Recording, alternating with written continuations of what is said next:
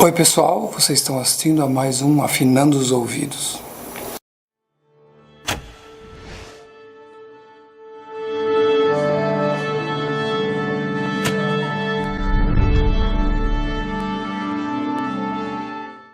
Bom, esses dois últimos programas, incluindo este, eu decidi parar um pouquinho para a gente falar de dois exemplos de compositores que transitaram tanto na vanguarda quanto no neoclassicismo. São compositores que sempre foram admirados por ambas as linhas, ambos os caminhos, tanto os vanguardistas como os neoclássicos. E nós falamos do Charles Ives a semana passada. Hoje a gente vai dedicar o nosso tempinho para o Béla Bartók. O Béla Bartók foi um compositor romeno, na verdade, muita gente fala da Hungria, mas ele nasceu numa cidade que pertencia à Romênia e depois passou a pertencer à Hungria. Então é lógico que ele se radicou totalmente na Hungria, principalmente em Budapeste. Todos os seus estudos musicais foram em Budapeste, e foi um compositor que, como eu disse, tem um lado dele de um interesse muito grande para a música do folclore húngaro, e um outro lado olhando para a música da vanguarda, do futuro. E justamente o interessante na obra do Bartók é a junção dessas duas coisas. Bom, o Bartók, quando estava... porque ele não só era um compositor, ele também era um pesquisador. E ele, nas suas andanças, pesquisando sobre a música das raízes húngaras, ele percebeu que havia um sério equívoco entre a música húngara, do folclore húngaro, e a música cigana húngara.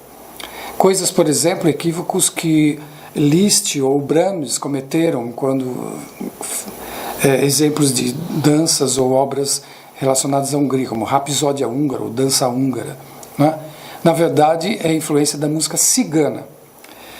E foi justamente nessa pesquisa, nessas andanças por toda a Abissínia hungárica, não só a Hungria, mas os países vizinhos também, que ele começou a coletar uma série de canções e que foi ter para ele uma imensa importância, não só na sua obra, mas no seu estudo da música nacional húngara. Em primeiro lugar, ele começou, dentro dessas pesquisas, a desenvolver também algumas obras do ponto de vista didático. O Bartók tinha sempre uma preocupação com o didatismo, esse lado didático, né? E ele desenvolveu, por exemplo, alguns estudos para o aprendizado de piano. Foi justamente num livro, numa coletânea de pequenas peças para piano, chamada Microcosmos, em que o Bartók aproveitou e usou para esses estudos todo o material temático, as canções folclóricas que ele coletou. Vamos ouvir algumas dessas pequenas peças do Microcosmos.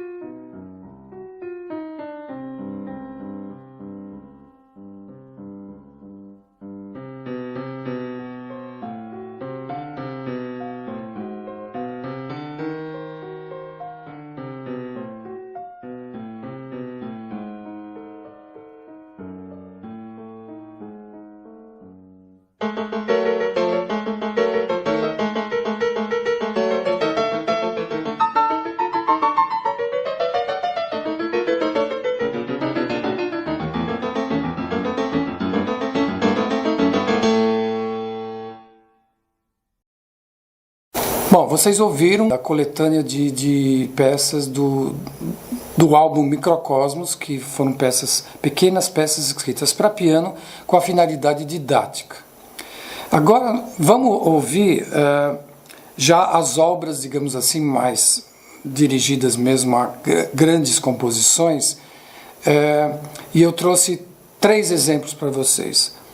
A primeira delas é a maravilhosa, fantástica, talvez a minha preferida das obras do Bartók, que é a música para cordas, percussão e celesta. E nós vamos ouvir o primeiro e segundo movimento. Esse primeiro movimento mostra uma das características da escrita composicional do Bartók, que é escrever por linhas cromáticas, né?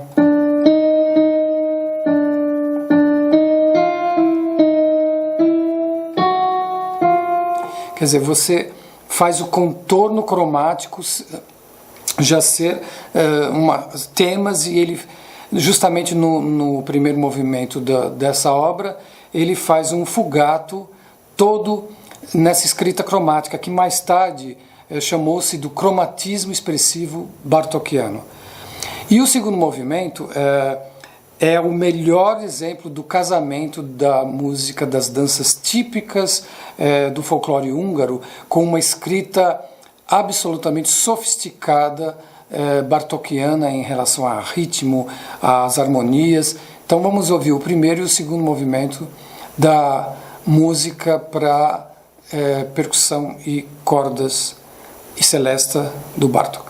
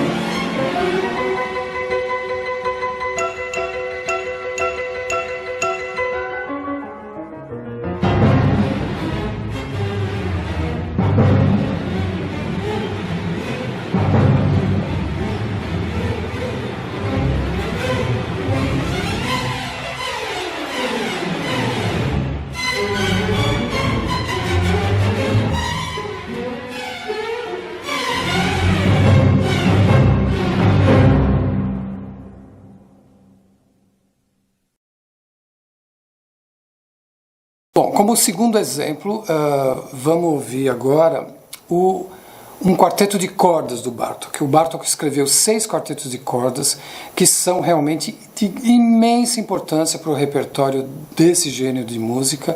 Todos os grandes quartetos do mundo já tocaram algum quarteto do Bartók, ou gravaram todos os quartetos. E nós vamos ouvir um trecho do primeiro movimento do quarteto número 5. Eu havia dito para vocês, então, que o Bartók fez uma coleta de várias canções de melodias do folclore húngaro em toda a Abissínia Hungárica. Ele, lógico, percebeu que essa região da Abissínia Hungárica é muito rica no uso de vários tipos de escalas. Uma delas, que prevalece bastante em várias regiões da Hungria, é a escala mixolídia, que é essa daqui.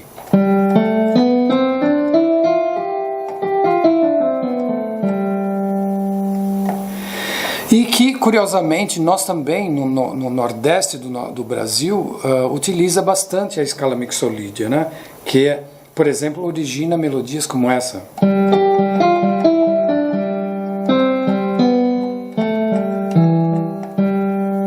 Né? E uma sequência harmônica como essa. Agora, imagina essa escala mixolídia é um ótimo exemplo de como o Bartók utiliza nesse início do primeiro movimento do quarteto número 5, do ponto de vista rítmico, do ponto de vista das estruturas harmônicas dissonantes, e como é um ótimo exemplo também de como ele estava ligado também à escrita de vanguarda. Vamos ouvir então o quarteto número 5, o trecho do primeiro movimento do quarteto 5 do Bartók.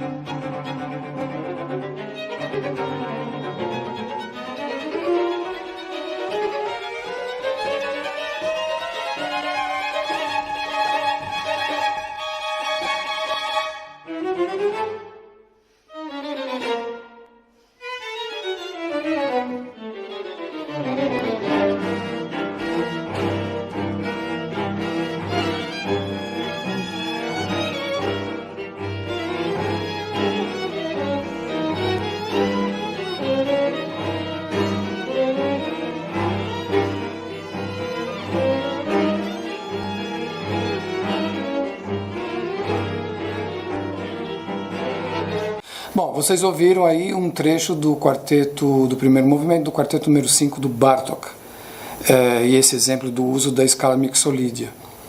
Vamos, então, para terminar, um outro ótimo exemplo, também desse uso do material folclórico húngaro, que é a suíte de danças, uma das danças dessa suíte, que é uma suíte orquestral. E já já a gente volta.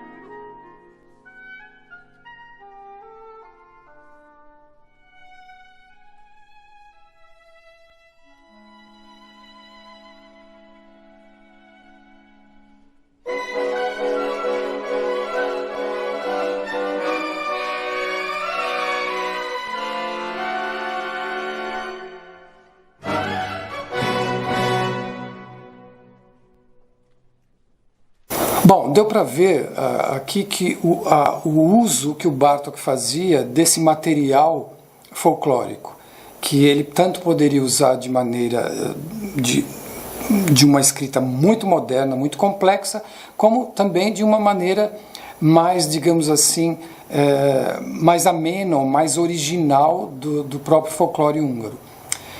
Seja de um jeito ou de outro, Bartók foi um dos grandes compositores do século XX, um dos mais criativos, morreu muito cedo, ele tinha 60 e poucos anos, morreu nos Estados Unidos, ele tinha fugido da Europa por causa da guerra, e ele justamente morreu no finalzinho da Segunda Guerra Mundial, 1945, e ele não teve em vida não foi dada a ele a importância que a música dele teve, ainda ele em vida. Mas hoje ele é muito respeitado e tocado por grupos orquestrais, instrumentais, vocais também, em todo o mundo. Aqui nós tivemos dois exemplos, o Charles Ives na semana passada e o Béla Bartók agora, de compositores que transitavam entre a vanguarda e o neoclássico. Bom, a partir da próxima semana, nós vamos dedicar agora uma série de programas para mulheres compositoras. E nós vamos começar, logicamente, pela obra da Clara Schumann. Então vejo vocês na semana que vem. Até lá no Afinando os Ouvidos.